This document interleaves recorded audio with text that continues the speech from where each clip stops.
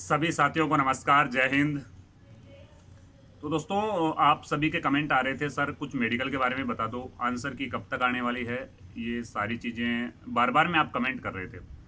तो देखिए, आंसर की का तो अब ये है कि आपकी एग्ज़ाम 2 जुलाई को है। जिनका पेपर कैंसिल हुआ था उनकी एग्ज़ाम 2 जुलाई को है। तो संभावित यही है कि अगर आनी होती तो महीना भर को टाइम होगा, अब तक ही आ जाती। बाकी संभावना यही है कि आंसर की आपकी सारी शिफ्टा की एक साथ, या ऐसी जो 2 जुलाई को पेपर हो लो, 2 जुलाई को पेपर हुए बाद में जस्ट आंसर की आ जाओगी, और आंसर की कहीं फिर तो रिजल्ट ही आपको आ जाओगे। यूँ समझो कि रिजल्ट आपको रेडी हो रही हो, जो बाकी शिफ्टा का पेपर लाग चुके हैं आपको रिजल्ट रेडी हो रही हो, और आपको रिजल्ट है वो पेपर लागता ही आपको रिजल्ट डाल देगा, 8-10 दिन के अंदर डाल देगा अभी के बाद में।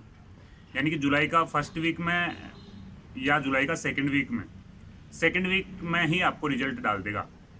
तो ये है आंसर की का। तो अब आनी होती तो अब तक आ जाती, क्योंकि काफ़ी टाइम निकल चुके हो, महीना भर को टाइम हो चुके हो, तो भी वजह से आंसर की अब संभावना ना के बराबर है। पहली संभावना थी कि भाई जल्दी डाल देगा आंसर की भी। मेडिकल का बारे में आप चर्चा करूंगा। मेडिकल में सर कहीं कहीं होती, और मेडिकल में यानी कि फिजिकल हो या बाद में जो आपको फाइनल प्रोसेस होगा वो मेरिट लिस्ट होगी। मेरिट लिस्ट में उतना ही कैंडिडेट सेलेक्ट करेगा, यानी कि आपका 200 सीट है तो 200 ही कैंडिडेट बुलाओगा। फिर अगर 200 सीट है तो सिर्फ 200 ही कैंडिडेट बुलाओगा, और फिर वहाँ को होगा मेडिकल।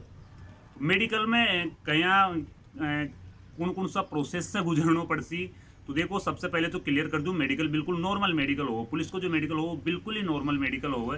लेकिन फिर भी आप शुरू से बात करा तो यानी कि शुरू देखिए, जो फाइनल मेरिट लिस्ट आई मारी, तो फाइनल मेरिट लिस्ट के बाद में मैंने कॉल कराया, और भी के बाद में बुला लिया, मैंने पुलिस लाइन में बुला लिया। पुलिस लाइन में जय में आमद लिया।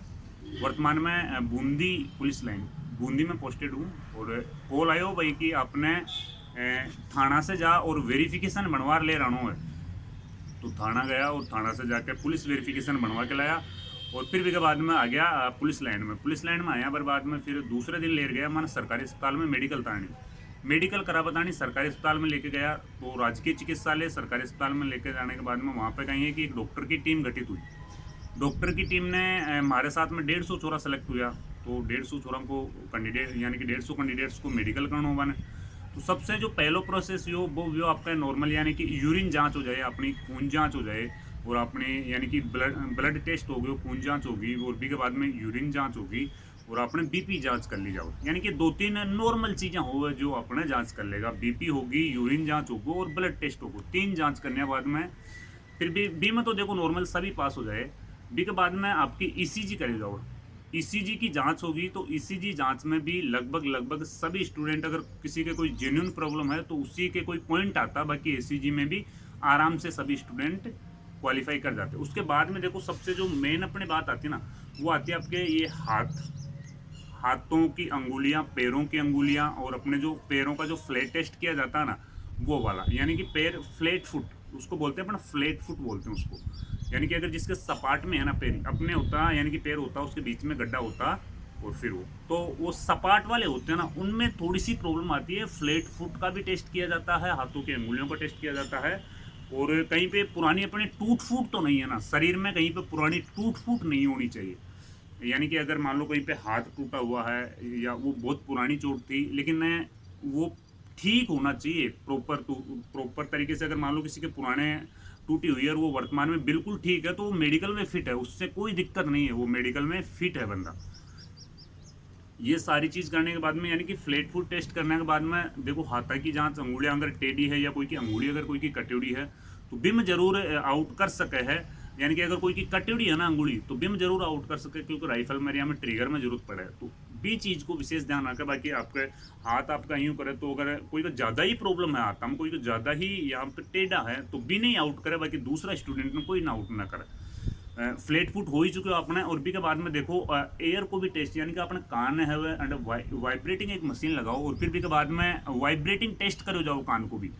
तो नॉर्मल टेस्ट है, बिम तो कोई ना आउट को नहीं करे। सबसे इंपॉर्टेंट है ना, सबसे ज्यादा जिम में निकाला ना, वो है अपने आँखों को टेस्ट, यानी कि 6/6 अपने आँख का जो टेस्ट होता है ना, वो 6/6 आपकी आँख होनी चाहिए। अगर आँख में एक बार आपके पॉइंट लग गया, तो समझो फिर आपको दोबारा मेडिकल के लिए आपको कहीं से दोबारा करवा के लाना पड़ेगा। और अगर आपके वास्तव में आंखों में प्रॉब्लम ही है, तो आपको मेडिकल में अनफिट भी कर देंगे। मेरे भी सबसे ज़्यादा से ज़्यादा बच्चों को निकाले थे वो 150 में से यूँ मानो 10 एक बच्चों को निकालते, ज़्यादा को तो नहीं निकालते, लेकिन वो आँखों में निकालते, यानी कि जिनकी 6/6 की वो क्षमता नहीं है तो उसको बाहर कर दिया। अगर जिसके पहले से ही चश्मा लगा हुआ है तो वो अभी से टेस्ट करवा ले भाई, डॉक्टर के पास जाके अभी से टेस्ट करवा ले, ताकि ये इस प्रॉब्लम से बचा जा सके। तो आँखों के बाद में देखो, एक आँखों में होता है वर्णांधता का रोग, उसे बोलते हैं, अपने डॉक्टर की भाषा में बोलते हैं उसे वर्णांधता का रोग, तो उस वजह से निकालते हैं। कलर ब्लाइंड को भी टेस्ट होगा, एक जो आँखों को टेस्ट होगा, कलर ब्लाइंड को टेस्ट होगा, आपने दूर से दिखा हुआ है, यानी कि अलग अलग एक गोल सो चक्कर हुआ भी में अलग अलग, यानी कि आपने पढ़ देखना है, आपने कलर की जांच करनी है कि वास्तव में आपने कलर ब्लाइंड है या नहीं है, यानी कि आपने कोई प्रॉब्लम तो नहीं है ना कि हम आप प्रॉपर तरीका से कलर ने जज कर पा रहे हैं या नहीं कर पा रहे हैं। तो कलर ब्लाइंड टेस्ट होगा और आँखों को टेस्ट होगा, बिम थोड़ा सो प्रॉब्लम आ सके, बाकी ज़्यादा प्रॉब्लम ना हो। 150 बच्चा हमसे 10 एक बच्चा ने थोड़ा पॉइंट दिया है, हम हालांकि भी के बाद में कुछ बच्चा आ भी गया है, भी के बाद में कुछ बच्चा आ भी गया, तो यह चीज़ हो है। और देखो कुछ बच्चों को कमेंट आ रहे है, स्टूडेंट जो बॉयज़ होते हैं उनका कमेंट आ रहा है, सर प्राइवेट पार्ट्स के बारे में भी थोड़ा बता दो। तो सभी से यही है कि भाई देखो, नॉर्मल जांच होती है जो प्राइवेट पार्ट्स की, आप बिल्कुल नॉर्मल जांच होती है, उसमें किसी को भी आउट नहीं किया, यही मैं कहना चाहता हूँ। बिल्कुल नॉर्मल, अगर किसी के यानी कि मस्सा की प्रॉब्लम है उसकी जांच की जाती है, बाकी और कोई प्राइवेट पार्ट्स में कोई ज़्यादा जांच नहीं की जाती है। और ये नॉर्मल सा एक प्रोसेस होता है, यानी कि जो आपका यानी कि जो मेडिकल का प्रोसेस है ना, वो एक नॉर्मल सा प्रोसेस आप इसे मान सकते हो। और अगर किसी की जेन्युइनली प्रॉब्लम है तो वो तो वैसे ही निकलेगा, लेकिन देखो 5 किलोमीटर की दौड़ कर जाओ जो स्टूडेंट, वो वास्तव में शरीर से तो फिट है ही है, शरीर से फिट है जब भी वो 5 किलोमीटर की दौड़ करके जा रहे हो। तो भी वजह से मेडिकल में घबराओ नहीं, मेडिकल तो लगभग लगभग आप सभी को हो जाओगे। तो अगर और भी कोई कमेंट है तो कमेंट ज़रूर करें, आपका हर जो भी आपकी समस्या है बिको सॉल्यूशन कर जाओ। जय हिंद, जय भारत।